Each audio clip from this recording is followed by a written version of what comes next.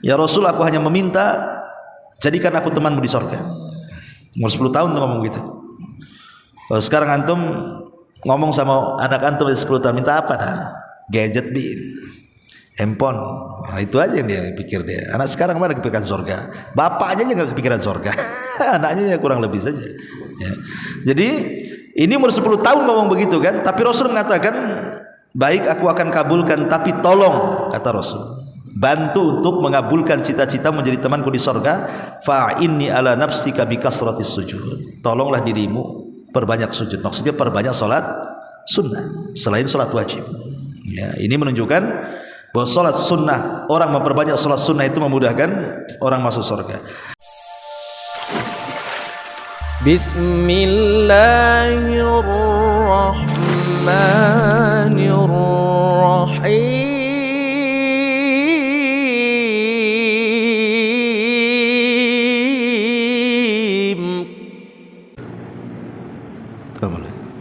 Bismillahirrahmanirrahim. Assalamualaikum warahmatullahi wabarakatuh. Alhamdulillah wassalatu wassalamu ala Rasulillah wa ala alihi wa sahbihi wa mawalah wa la hawla wa la quwata illa billahi wa ba'du.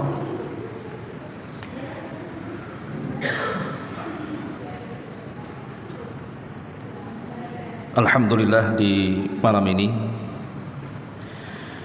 tema yang kita akan bahas masih mengenai fikih salat, dan kita akan mengenal dua perkara yang kita akan bahas. Pertama, 18 perbedaan antara salat wajib dan salat sunnah. Kemudian pembahasan yang kedua tentang maratib, tingkatan-tingkatan seputar salat sunnah. Karena dalam salat sunnah itu ada tingkatan-tingkatannya, mana yang lebih diutamakan daripada yang lainnya. Inilah dua pembahasan yang kita akan bahas di malam hari ini. Hadirin dan hadirat yang dimuliakan Allah Subhanahu wa taala, sebagaimana yang sudah ma'ruf tentang keutamaan salat, bahwa salat itu adalah amalan yang mendatangkan kecintaan Allah Subhanahu wa taala kepada kita. Dan itu disebutkan dalam hadis qudsi. Nabi sallallahu alaihi wasallam bersabda, Allah berfirman, "Man 'adali waliyan faqad adzantuhu bil harbi. Wa ma taqarraba ilayya 'abdi bi syai'in ahabba ilayya mimma aftaradtuhu 'alaihi. Wa la yazalu 'abdi yataqarrabu ilayya bin nawafil hatta uhibbahu. Fa idza ahbabtuhu kuntu sam'ahu alladhi yasma'u bihi wa basarahu alladhi yubsiru bihi wa yadahu allati yabtishu biha wa rijlahu allati yamshi biha. Wa in sa'alani la u'tiyanna wa la in ista'adzani la u'idhanna." Allah Subhanahu wa taala berfirman dalam hadis qudsi, barang siapa yang memusuhi wali-waliku, maka dia telah mengumandangkan perang melawanku. Dan tidaklah hambaku mendekatkan diri kepadaku dengan sesuatu yang paling aku cintai melebihi hambaku mengerjakan apa yang telah kuwajibkan kepadanya. Dan ketika seorang hamba terus menerus menambah kewajiban dengan yang sunnah-sunnah, maka aku semakin mencintainya. Apabila aku mencintainya, maka aku akan menjadi pendengaran yang ia mendengar dengannya, akan menjadi penglihatan yang ia melihat dengannya, akan menjadi kaki yang ia berjalan dengannya, akan menjadi tangan yang ia bergerak dengannya. Dan kalau dia meminta sesuatu kepadaku, aku akan beri, dan apabila dia meminta perlindungan, pasti kulindungi. Cukuplah hadis ini sebagai hadis tentang keutamaan melaksanakan yang wajib dan yang sunnah. Tidak memperpanjang mukaddimah, apa perbedaan antara salat wajib dan sunnah ini? Ada 18 poin. Pertama, bahwa sholat sunnah itu boleh dilakukan di atas kendaraan saat safar, berbeda dengan sholat wajib. Sholat wajib tidak boleh dilakukan di atas kendaraan saat safar kecuali dalam kondisi darurat. Tapi kalau tidak dalam kondisi darurat, tidak boleh melaksanakan sholat wajib di kendaraan. Apakah di atas mobil, apakah di atas kereta, apakah di atas pesawat, apalagi di atas sepeda motor. Gimana caranya? Ya. Maka ini poin yang pertama. Tidak boleh melaksanakan sholat wajib di atas kendaraan kecuali darurat. Maksud darurat di sini seperti orang di pesawat, kan tidak mungkin turun. Tapi kalau memungkinkan turun, umpamanya saya berangkat naik pesawat jam 11, umpamanya ke Jawa, ke Jakarta sana. Sampai di sana anggaplah jam 2:30. Berarti masih ada waktu sholat zuhur. Berarti kita tidak boleh sholat di atas pesawat. Gak apa-apa diakhirkan sholat zuhurnya selama tidak keluar waktunya. Ataupun umpamanya kita berangkat naik pesawat jam 11, kemudian sampai di mana jam 4, berarti melewati 2 sholat zuhur dan asar. Tetap tidak boleh sholat di atas pesawat karena bisa dijamak takhir. Kecuali kalau seandainya kita berangkat jam 11 sampai di sana isya, itu tidak bisa. Berarti zuhur dan asar bisa kita lakukan di atas pesawat karena darurat. Sebab kalau menunggu turun sudah habis waktunya.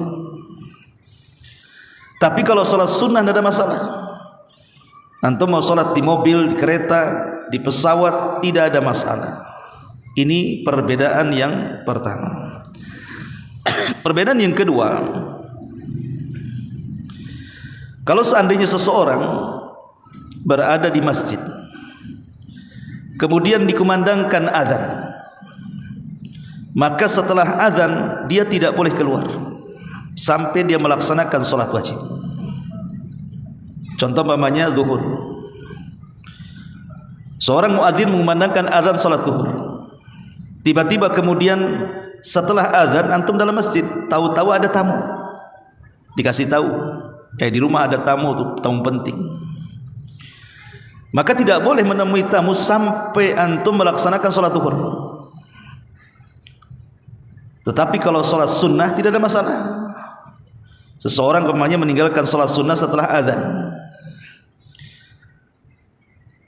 tetapi kata para ulama, illa li daruratil qaswa, kecuali kalau memang ada darurat yang tidak dia harus keluar. Umpamanya di rumah istri sedang sakit parah, kasih tahu istri antum sedang sakarat, ya tidak mungkin lah kita kemudian setelah azan nunggu sholat keburu mati lah istri antum. Itu namanya darurat gitu ya. Dan darurat-darurat yang lainnya. Tapi kalau tidak ada darurat tidak boleh. Karena ada satu kisah,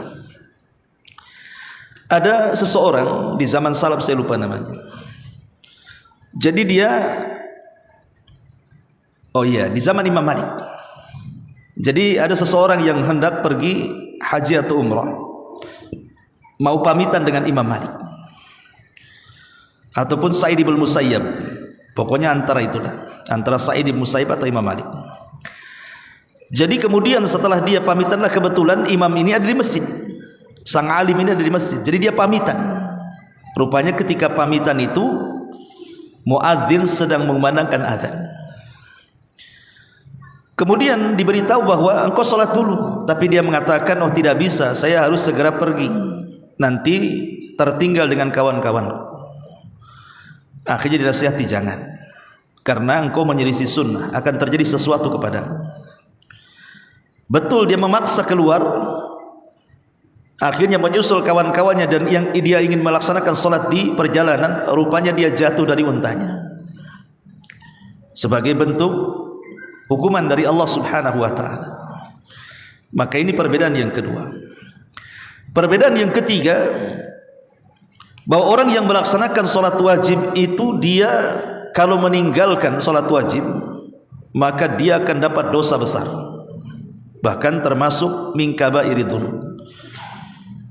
Tetapi kalau orang meninggalkan sholat sunnah tidak ada hukuman bagi dia. Kalau dilakukan dapat pahala, ditinggalkan pun tidak ada masalah itu kalau sholat sunnah. Tapi kalau sholat wajib tidak bisa.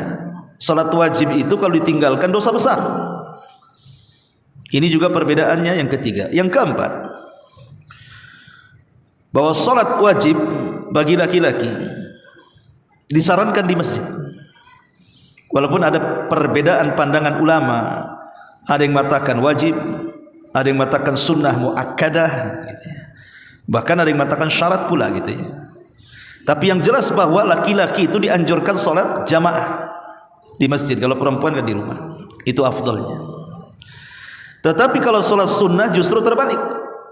Sholat sunnah itu lebih afdal dilakukan di rumah, kecuali ada beberapa pengecualian yang memang dikerjakan di masjid, seperti sholat istisqa, sholat kusuf dan yang semacamnya.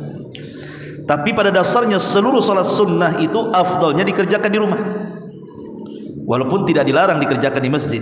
Kita bicara afdaliyah di sini. Ini juga diantara perbedaan yang keempat. Kemudian yang kelima, bahwa sholat wajib itu sudah ditentukan waktunya.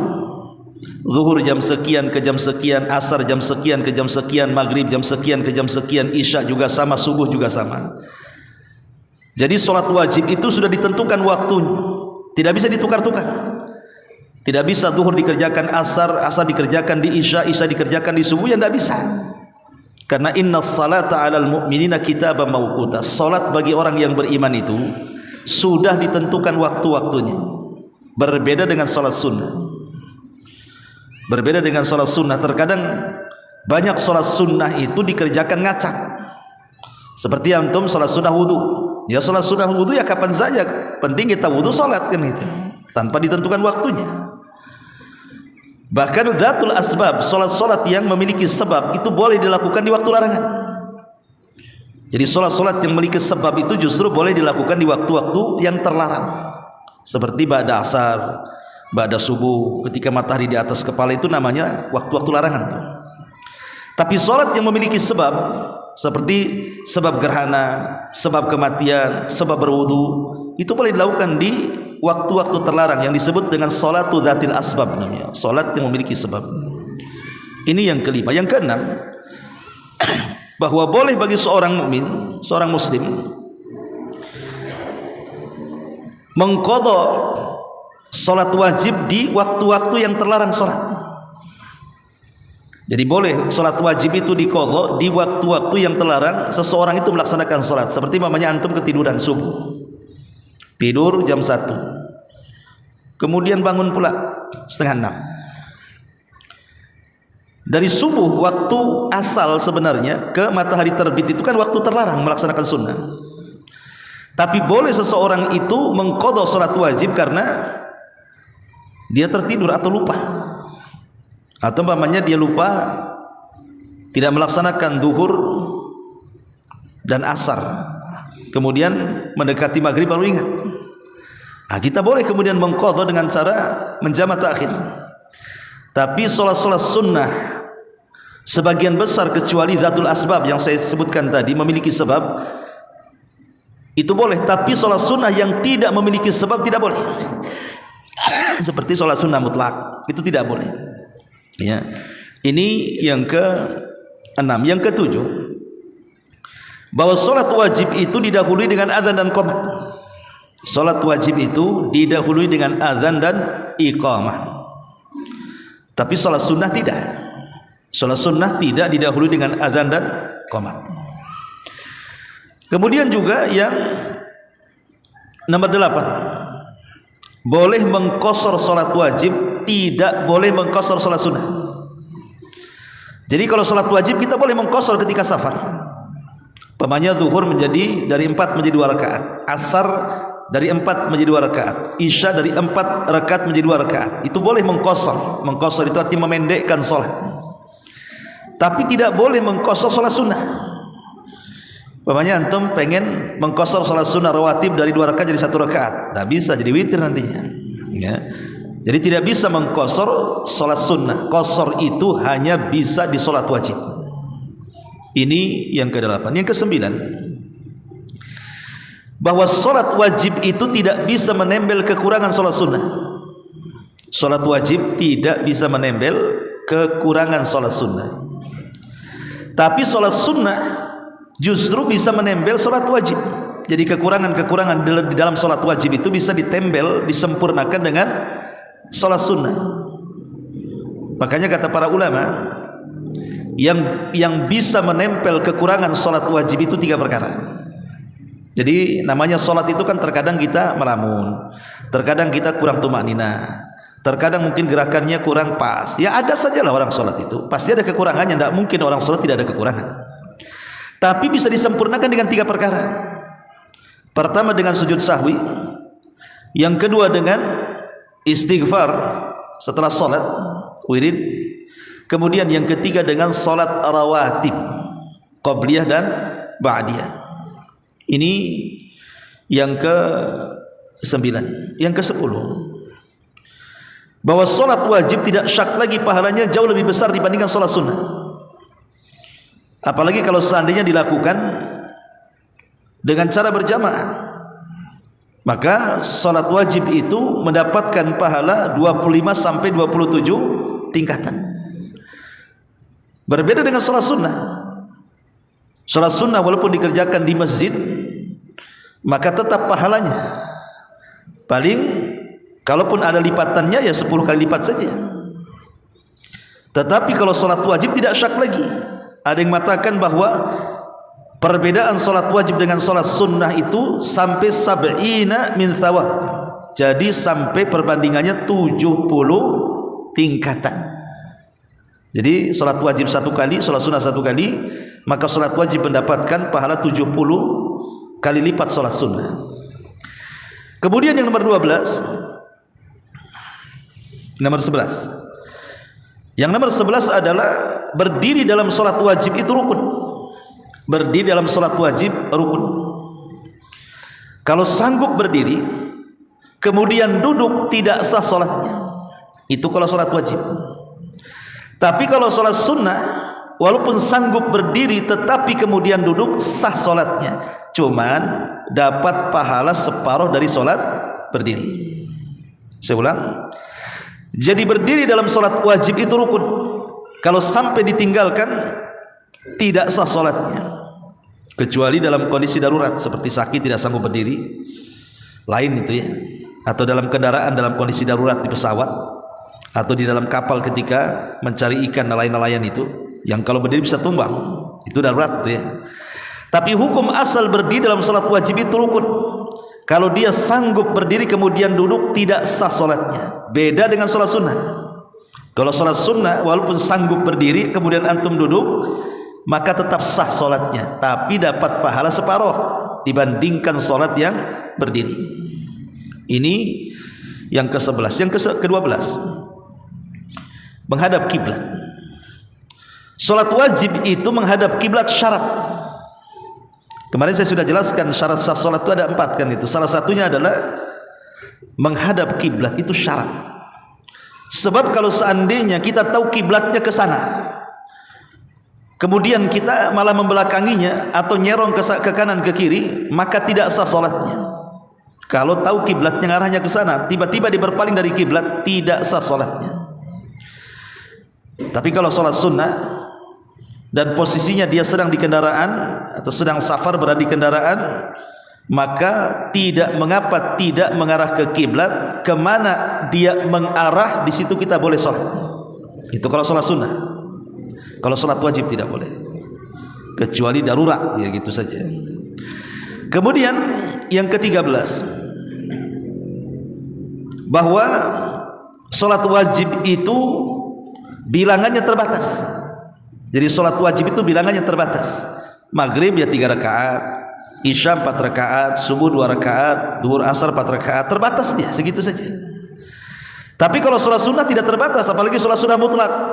Pemanya antum datang ke masjid di waktu Jumat pagi-pagi, khotib belum datang, ya sholat sunnah saja 2 rakaat salam, nanti bangkit lagi 2 rakaat salam, bangkit lagi, tanpa harus dihitung rakaatnya. Ya bisa sampai ratusan rakaat kan begitu. Atau sholat malam tanpa dibatas 2 rakaat salam, 2 rakaat salam, yang penting 2 rakaat salam, 2 rakaat salam. Tapi kalau sholat wajib tidak bisa. Sholat wajib itu terbatas bilangan rakaatnya. Ini yang ke-13. Yang ke-14, meninggalkan sholat wajib itu bisa kafir. Orang yang meninggalkan sholat wajib itu bisa kafir. Tapi yang meninggalkan sholat sunnah tidak bisa dikafirkan. Tapi orang yang meninggalkan sholat wajib itu ada yang berpendapat walaupun 1 kali bisa kafir. Walaupun sudah saya jelaskan bahwa lihat dia meninggalkannya. Kalau meninggalkannya karena malas tapi masih meyakini kewajibannya, sebagianlah mengatakan fasik saja, tapi ada yang mengatakan kafir. Tapi yang jelas bahwa dikhawatirkan orang yang meninggalkan sholat wajib itu bisa keluar dari Islam. Berbeda orang yang meninggalkan sholat sunnah. Ini yang nomor 14. Yang nomor 15, sholat wajib itu tidak bisa digugurkan dalam kondisi apapun. Jadi sholat wajib itu tidak bisa digugurkan dalam kondisi apapun. Dia kewajiban mutlak. Baik antum sehat, baik antum sakit, baik antum mukim, baik antum safar, baik antum dalam kondisi kritis sekalipun, selama otaknya masih ada dan masih sadar kalau diingatkan, tidak bisa ditinggalkan. Dalam kondisi aman, dalam kondisi perang, dalam kondisi tidak ada musibah, dalam kondisi sedang ada musibah, tetap dilaksanakan.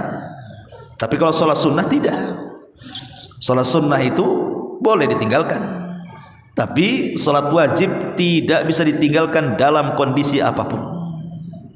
Ini yang ke-15. Yang ke-16, sholat wajib bisa dijamak. Salat wajib bisa dijamak, tapi salat sunnah tidak bisa dijamak. Menjamak zuhur dengan asar boleh, atau maghrib dengan isya tidak ada masalah, baik ditarik ke bawah atau ke atas, takhir dan takdim. Tapi salat sunnah tidak bisa dijamak. Pemanya antum sibuk mau rawatib zuhur, nggak sempet, ya sudah nanti saya jamak malam-malam semuanya, nggak bisa. Ya, ini juga yang ke-16. Yang ke-17, bahwa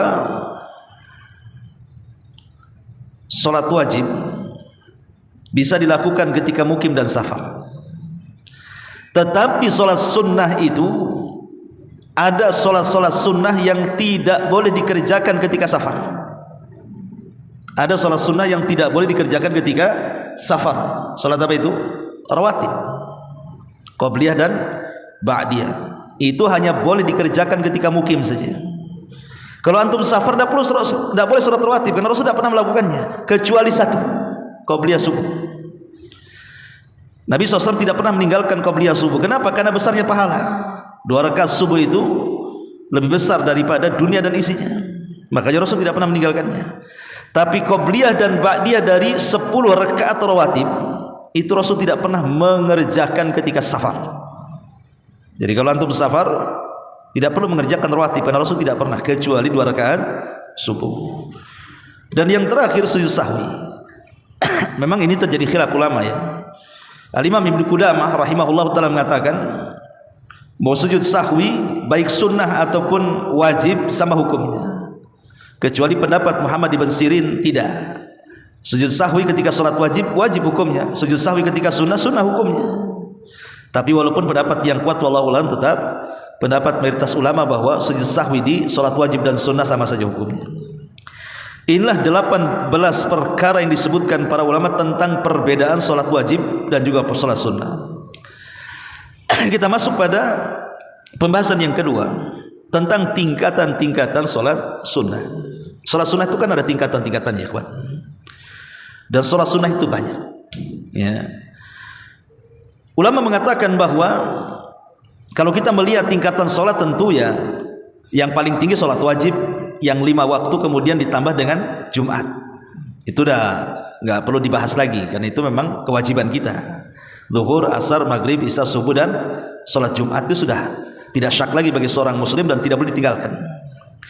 Tapi kita tidak bercerita sholat wajib, kita bercerita tentang tingkatan sholat sunnah. Maka para ulama mengatakan bahwa sholat sunnah itu terbagi menjadi 3 tingkatan. Tingkatan yang pertama itulah yang disebut dengan sunnah muakkadah namanya. Salat sunnah muakkadah. Apa bedanya sunnah biasa dengan muakkadah itu? Kalau sunnah biasa itu kadang dilakukan Nabi, kadang ditinggalkan Nabi. Tapi kalau sudah diletakkan kalimat muakkadah, berarti Nabi tidak pernah meninggalkannya, tapi tidak sampai derajat wajib, walaupun Rasul tidak pernah meninggalkannya. Maka disebut muakkadah karena Rasul tidak pernah meninggalkan salat-salat ini. Lah ini tingkatan yang pertama nih, yang harus kita perhatikan dalam salat sunnah itu adalah muakkadah dulu, karena sudah menyerempet-nyerempet wajib masalahnya. Nah, salat muakkadah ini ada beberapa salat muakkadah yang disebutkan oleh para ulama. Pertama, asy-syaf'i wal watar, salat witir dan salat tahajud. Itu seafdal-afdalnya salat sunnah setelah salat wajib. Jadi seafdal-afdalnya salat sunnah dan salat wajib adalah qiyam al-lail, dan qiyam lail itu termasuk di dalamnya witir dan tahajud. Jadi pertama witir, yang kedua tahajud. Witir ini walaupun paling pendek dikerjakan, boleh 1 rakaat dengan surat yang paling pendek, tapi menjadi rating pertama dalam salat sunnah. Baru setelah itu tahajud. Ya. Kemudian yang ketiga witir, tahajud. Kemudian yang ketiga salat rawatib. Salat rawatib ini juga sangat penting sekali, dan ulama menyebutnya sunnah muakkadah. Dan salat rawatib itu ada yang mengatakan 10, ada yang mengatakan 12. Tetapi para ulama banyak yang mengatakan bahwa salat rawatib itu 12 rakaat, dimulai daripada 4 rakaat sebelum zuhur, 2 rakaat setelah zuhur, 2 rakaat setelah maghrib, 2 rakaat setelah isya, dan 2 rakaat sebelum subuh. Semua 12. Bagi yang menghitung 10, berarti sebelum zuhur hanya 2 rakaat. Bagi yang menghitung 12, sebelum zuhur 4 rakaat. Itu saja perbedaannya. Ya. Ini namanya salat rawatib. Nah, ini termasuk sunnah muakkadah, yang paling afdal setelah witir, tahajud, kemudian rawatib. Kemudian setelahnya ada namanya salat Id, baik Idul Fitri ataupun Idul Adha. Itu sunnah muakkadah.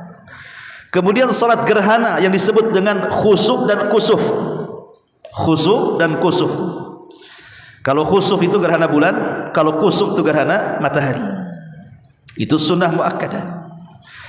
Kemudian juga salat tarawih di bulan Ramadan, maka itu juga sunnah muakkadah. Kemudian salat istisqa, salat minta hujan, itu juga sunnah muakkadah. Kemudian salat duha, salat duha, dan seafdal-afdalnya duha dilakukan ketika anak unta berlarian, ya sekitar jam 10, 11, 12 lah, mendekati zuhur. Itulah di situ afdalnya salat duha. Ya. Lah inilah yang disebut dengan sunnah muakkadah. Inilah salat sunnah yang paling afdal di semua salat sunnah yang ada. Saya ulangi, witir, kemudian tahajud, kemudian rawatib, kemudian tarawih, salat Id, Adha dan Fitri, gerhana bulan ataupun matahari, istisqa, dan salat duha. Ini disebut sunnah muakkadah namanya, rating paling tinggi. Kemudian yang kedua itu namanya sunnah mustahabbah namanya. Sunnah mustahabbah ini tingkatan di bawahnya sunnah mustahabbah itu. Seperti umpamanya salat setelah tawaf. Kalau antum umrah kemudian tawaf di Ka'bah, itu ada namanya salat 2 rakaat di maqam Ibrahim. Di belakang maqam Ibrahim salat sunnah 2 rakaat. Kemudian yang kedua salat istikharah. Salat istikharah. Kemudian yang ketiga sunnah ikhram. Jadi kalau kita dari Madinah kemudian pakai pakaian ikhram di Dzul Hulaifah, maka setelah dipakai ikhram, di situ ada salat 2 rakaat di Dzul Hulaifah. Itu sunnah mustahabbah. Kemudian juga tahiyatul masjid. Ada yang mengatakan tahiyatul masjid ya sunnah muakkadah, yang mengatakan sunnah mustahabbah. Kemudian salat sunnah wudu. Salat sunnah wudu. Setelah wudu salat sunnah. selama masih belum kering. Jadi antum wudu masih ada basah-basah, maka disunnahkan 2 rakaat wudu. Ada yang mengatakan kalau sudah kering, sebagian mengatakan tidak ada sunnah lagi. Kemudian yang berikutnya adalah 2 rakaat sebelum maghrib. Setelah azan ya, setelah azan maghrib, di situ ada 2 rakaat. Kata Rasul, barang siapa yang mengerjakan silakan, yang tidak mengerjakan pun tidak ada apa-apa, tidak ada penekanan di sini. Ya. Kemudian juga 2 rakaat sebelum isya. 2 rakaat sebelum isya itu sunnah mustahab. Kemudian juga 4 rakaat sebelum asar. 4 rakaat sebelum asar itu disebut sunnah mustahabah namanya. Kemudian 2 rakaat setelah zuhur.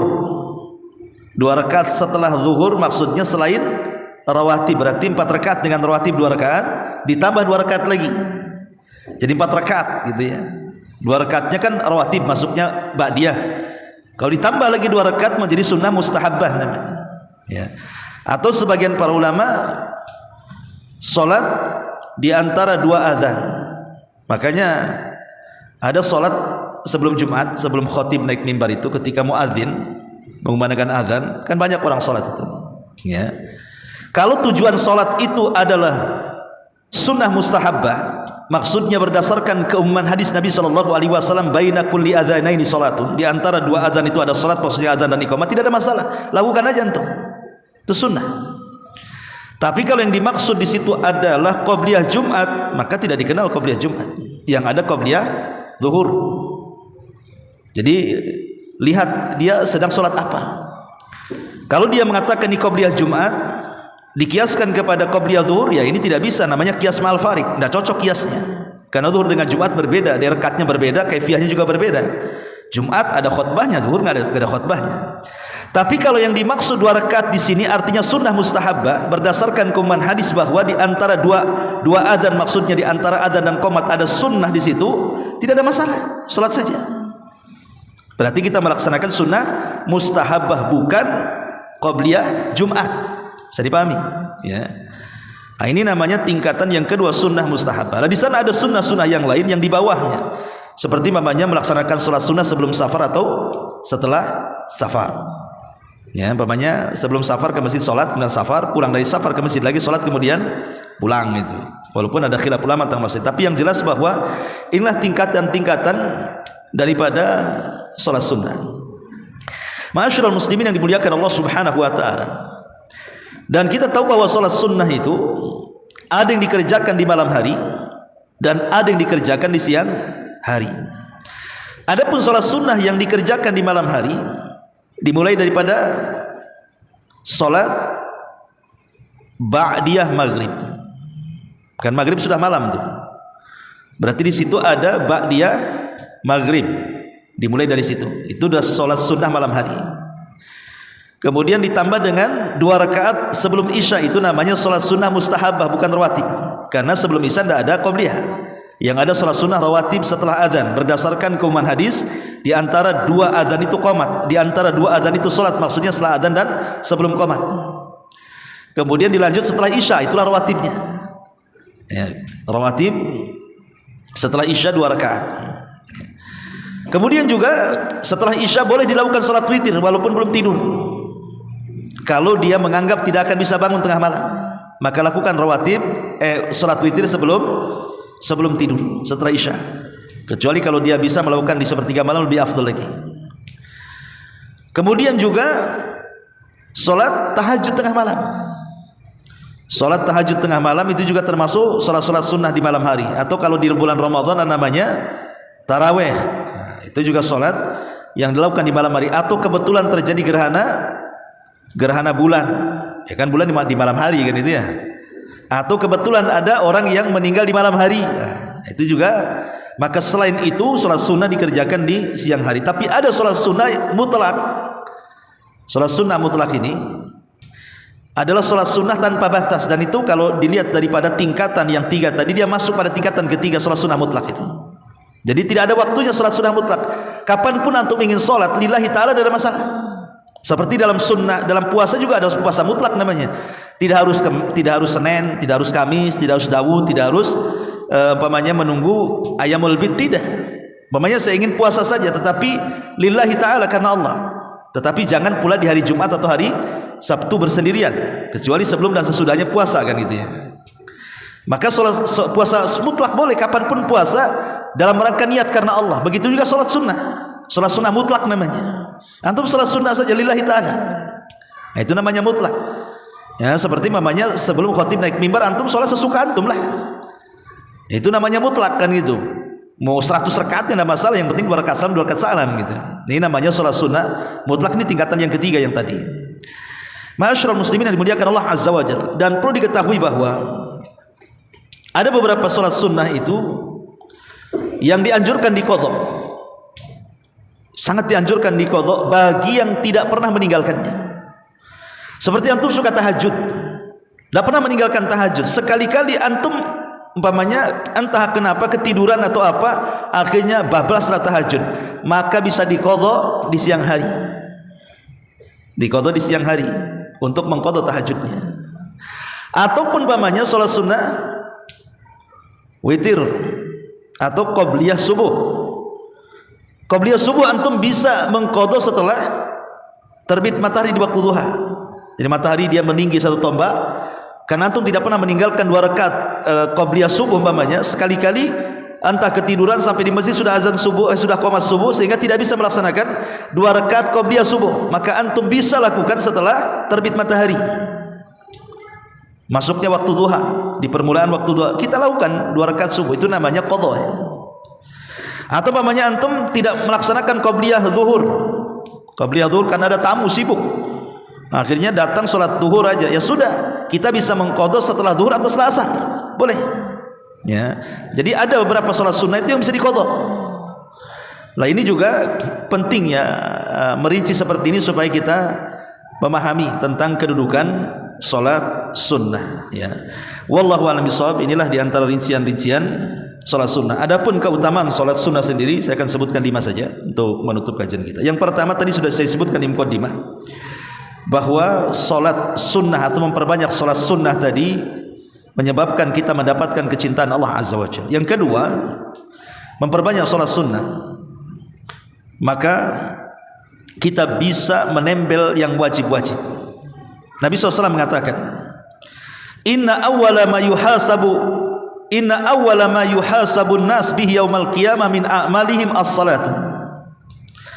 Qala yaqulu rabbuna azza wa jalla li malaikatihi wa huwa a'lam ungduru fi salati abdi atammaha am naqasaha fa in kanat tammah kutibat lahu tammah wa in kana intaqasa minha syai'an qala ungduruha lil abdi min tatawwu'in fa in kana lahu tatawwu qala atimmu li abdi faridatahu min tatawwu'ihi thumma tu'khadul a'malu ala dzalikum. Kata Nabi SAW, awal yang pertama kali dihisab pada hari kiamat bagi manusia adalah salatnya. Kemudian Allah berfirman kepada para malaikatnya, lihatlah wahai malaikatku kepada hamba-hambaku yang salat itu. Kalau mereka melaksanakan salat wajib secara sempurna, catat kesempurnaan salatnya. Tapi kalau seandainya kau melihat ada kekurangan dalam salat wajib hambaku, lihat sunnahnya. Lihat sunnahnya, lihat salat-salat sunnahnya. Kalau dia memang melaksanakan banyak sunnah, maka sempurnakan wajibnya. Menunjukkan bahwa keutamaan salat sunnah itu bisa menempel yang wajib. Ini yang kedua. Yang ketiga, salat sunnah ini bisa membawa berkah dalam rumah. Karena Rasulullah SAW mengatakan, ij'alu,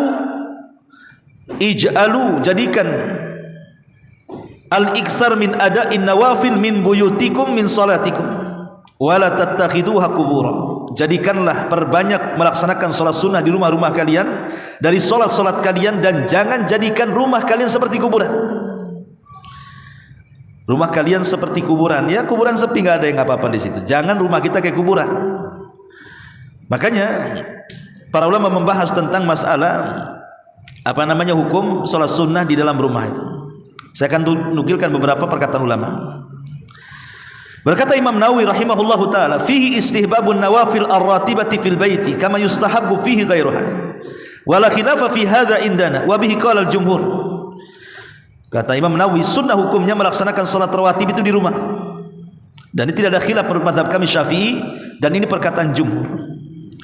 Kemudian juga dikatakan Al-Hafidz Ibnu Hajar dalam kitab Fathul Bari, zahiruhu annahu yashmalu jami'an nawafil li'anna al-murad bil maktubati ma'al mafruḍah lakinnahu mahmulun ala ma la yusra' fihi at-tajmi' wa kadza ma la yakhussul masjid ka rak'atay tahiyyah wa kadza qala ba'du a'immatina. Kata Al-Hafidz Ibnu Hajar rahimahullah mengatakan, zahirnya semua salat sunnah itu dianjurkan dikerjakan di rumah. Secara zahir seperti itu, kecuali salat wajib. Dan kecuali sunnah-sunnah yang memang ada nasnya harus dikerjakan di masjid, seperti tahiyatul masjid.